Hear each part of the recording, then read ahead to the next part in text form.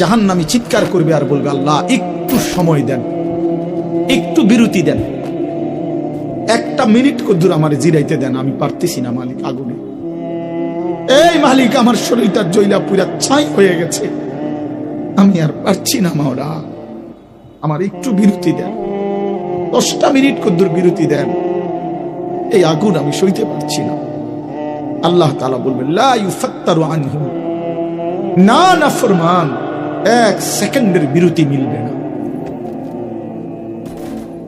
আহুম ফীহি মুবলিসুন, আল্লাহ বলে জাহান্নামী চিরদিন অনন্তকাল মলিন চেহারা, বিমর্ষ চেহারা নিয়ে পড়ে থাকবে, কোনদিন তার মুখে হাসি ফুটবে না।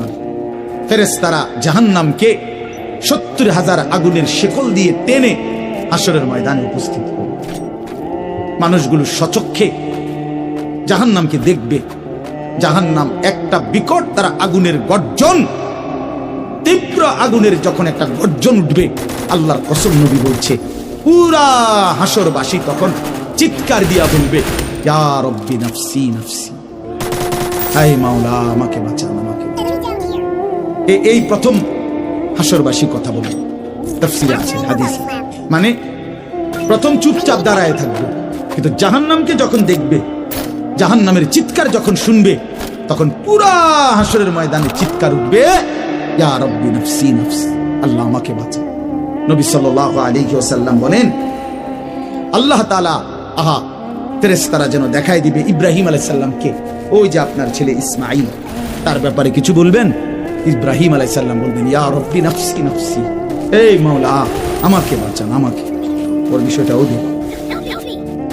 ইয়াকুব আলাইহিস সালাম, ওনার ছেলে ইউসুফ আলাইহিস সালাম, এটা সেই ছেলে 40টা বছর দুনিয়াতে যার জন্য উনি কাঁদছিলেন। ফেরেশতারা বলবো, ওই যে ইউসুফকে দেখা যায়, তার ব্যাপারে কিছু বলবেন। ইয়াকুব আলাইহিস সালাম বলবেন, ইয়া রব্বি নাফসি নাফসি, এই মাওলা আমারে বাঁচান, আমাকে। অজি আয়াউমা ইদিন বিজাহান্নাম, জাহান্নামকে হাসরের ময়দানে আনা হবে। বন্ধু, বিষয়টারে তুমি আমি খামখেয়ালি মনে করো না বাপ, এতগুলো কোরআনের আয়াত মিথ্যা হইতে পারে না। 1.25 লক্ষ নবী রাসূল, আদম থেকে নবী সাল্লাল্লাহু আলাইহি সাল্লাম, সমস্ত আম্বিয়া কেরাম চিল্লায়া উম্মতের দুয়ারে দুয়ারে গিয়ে আখিরাতের কথা বলছি, কবরের হাসরে। এগুলো ভুল হবে কেন, মিথ্যা হবে কেন ভাইয়া? প্রতিদিন যে মানুষগুলো কবরে যায়, তুমি কি দেখো না ভাই, এই মানুষের মৃত্যু, লাশ, কবর তোমার কিছুই মনে করায় না? জলজ্জান্ত যে মানুষটা তোমার আমার চোখের সামনে হাঁটতো, চলতো, ফিরতো, খাইতো, ঘুমাইতো, দোকান করতো, বাজার করতো, কত কথা বলতো, আজ এত মানুষ জানা যায় উপস্থিত, কতজন কত কথা বলতেছে, কিন্তু খাটিয়ার ওই লাশ, সে তো আর কথা বলে না,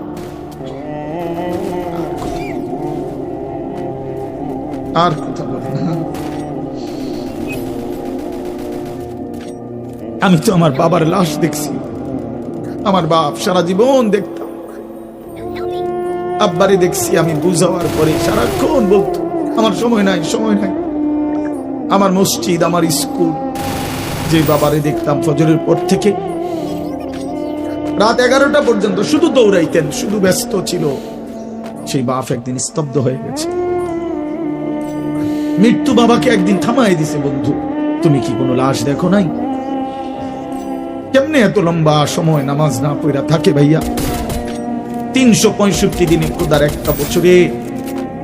এই যুবক, আমি যদি তোর জন্য কাঁদতে পারতাম, 1 বছর কোনদিন যুবক, কোনদিন ফজরের নামাজ পড়লা না, হায় হায় মুসলমানের বাচ্চা, এত বড় বেঈমান কেমনে হইলা, কেমনে হইলা ভাইয়া?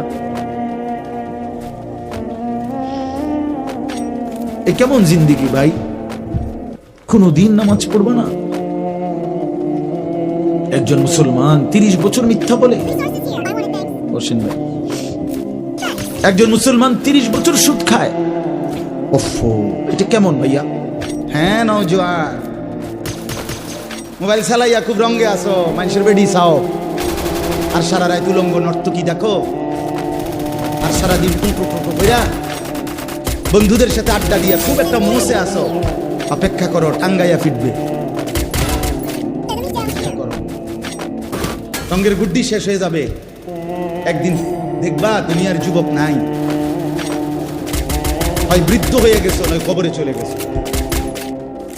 ومنكم من يتوفى من قبل ومنكم من يرد الى ارذل العمر। আল্লাহ তাআলা বলেন অসংখ্য শিশু যখন যৌবনের দিকে আসতে থাকে আমি আল্লাহ তাআলা এরই মাঝে কাউকে মৃত্যু দিয়ে দেই আর কাউকে বৃদ্ধ বানাই।